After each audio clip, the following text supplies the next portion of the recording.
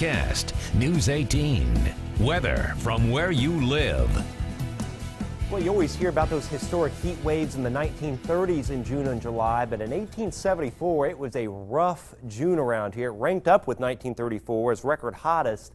And really from June 15th to the 30th, most days were in the 90s. We had some days around 100 degrees. And what was interesting, we had 6 nights with the overnight low above 75. And the all-time hottest night on record in Indianapolis, 85 degrees, low temperature on June 28th, 1874. That record still stands. We've got a severe thunderstorm watch for parts of the viewing area. That's till 11 o'clock Eastern time. You can see this bowing line of storms to the west. It's marching eastward now. It's booking at about 55 miles an hour. It's about 135, 140 miles away. So about 2.5 hours, it's going to be on the state line, and we're getting warnings way out ahead of this because it's got pretty widespread damaging straight line winds. Now the tornado threat is wrapped up in this little comma head of this little bow, and that's moving more up towards Chicago. But for us, we're going to watch a damaging straight line wind threat. And I think actually most of the viewing area could end up with a severe thunderstorm watch later on this evening. Now, notice the storms we had earlier in Illinois, how they just fall apart. These are really disorganized, similar to the ones we had over the weekend.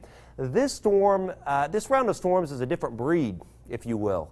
It's got organization to it. It's got the damaging winds because the mid and upper level winds are right here maintaining it, helping it to get its act together. But even though it's going to move out of those stronger winds, I think it may still maintain its strength because of this. It's hot, it's humid, it's steamy. It's 87 at Lafayette now, 87 Attica, 90 Covington, Crawfordsville, and it's 90 at Frankfort. It feels like 96 Frankfort, 93 Lafayette, feels like 90 at Winnemac. Round of storms this evening, around tomorrow, around on Wednesday. Any one of those could have some damaging straight line winds with them.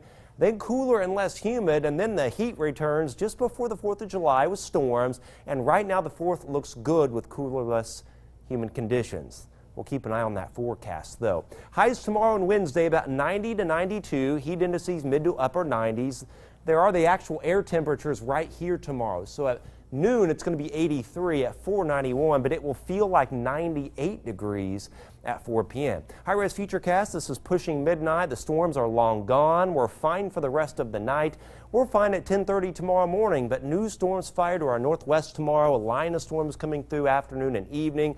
They get out of here tomorrow night. This is 11:30. We're fine at that point. The other round of storms will come in Wednesday afternoon and evening. This is about 8 in the morning, but notice the line of storms sweeping in from the northwest. Any one of those could have some damaging straight line winds with them. And then we get them out of here on Wednesday night. So severe threat tomorrow, damaging straight line winds from a line of storms. Same thing on Wednesday too as a cold front comes through. And I tell you, Thursday, we may have a couple lingering storms, a little trough swings through. Same thing Friday, but they don't look severe. And then the weekend, boy, at least right now it looks good. Highs around 81, overnight lows in the 50s before it heats back up next week. An active pattern for sure. It sure is. We got about 2 or 3 rounds to get through. Okay, Chad, thank you. Yep. Just ahead, the United States Supreme Court makes a ruling in a high-profile